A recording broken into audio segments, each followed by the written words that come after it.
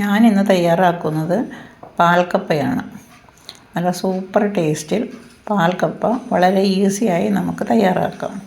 നല്ല മീൻകറിയുടെ കൂടെയോ ചിക്കൻ കറിയുടെ കൂടെയോ ഒക്കെ നന്നായിട്ട് കഴിക്കാവുന്ന ഈ പാൽക്കപ്പ എങ്ങനെയാണ് തയ്യാറാക്കുന്നതെന്ന് നോക്കാം. അതിനുവേണ്ടി 1/2 കിലോ കപ്പ നമ്മൾ സാധാരണ പുഴുങ്ങുന്ന പോലെ ഇത്തിരി വെള്ളം ഒഴിച്ച് പുഴുങ്ങാൻ വെച്ചിട്ടുണ്ട്. ഇത് നന്നായിട്ടൊന്ന് വേകട്ടെ. ഇപ്പോൾ ഒരു പകുതി വേവായിട്ടുണ്ട്. അതിലേക്ക് നമുക്ക് 1 ടേബിൾ സ്പൂൺ ഉപ്പ് ചേർത്ത് കൊടുക്കാം. ഇനി ഒന്നും കൂടി നന്നായിട്ട് വെന്ത് ഉടയണം. അതേപോലെ നല്ല കപ്പ വേണം എടുക്കാനായിട്ട്. നന്നായിട്ട് വേവുന്ന കപ്പ വേണം പാൽക്കപ്പ ഉണ്ടാക്കാൻ എടുക്കേണ്ടത്. അപ്പോൾ ഒന്നും കൂടി വേകട്ടെ. നമുക്ക് ഒന്നും കൂടി അടച്ചു വെക്കാം.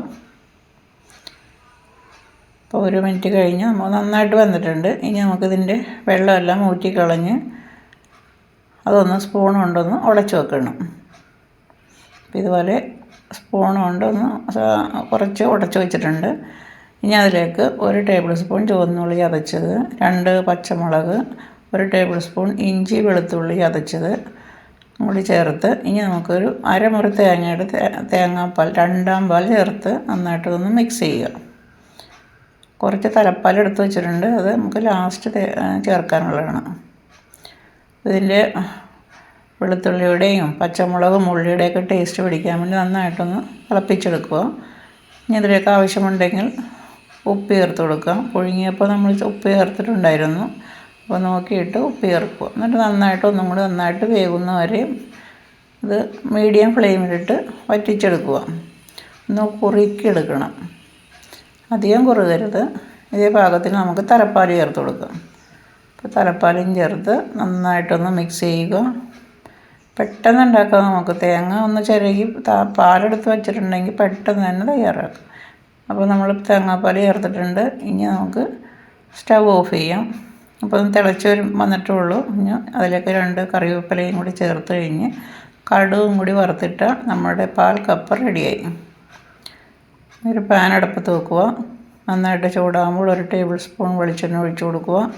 അതിലേക്ക് 1 ടീസ്പൂൺ കടുക് ഇടുക.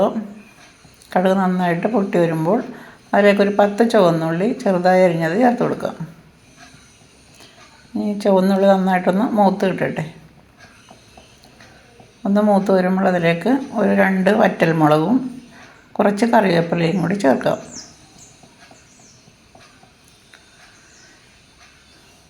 കറിവേപ്പിലയും കൂടി ചേർത്ത് നന്നായിട്ട് മൂപ്പിച്ചിട്ട് നമുക്ക് പാൽക്കപ്പയിലേക്ക് ചേർക്കാം. ഇത്രയേ ഉള്ളൂ. വേഗം തന്നെ നമുക്ക് ഈസിയായി നമുക്ക് പാൽക്കപ്പ തയ്യാറാക്കാം. നല്ല അടിപൊളി ടേസ്റ്റാണ്.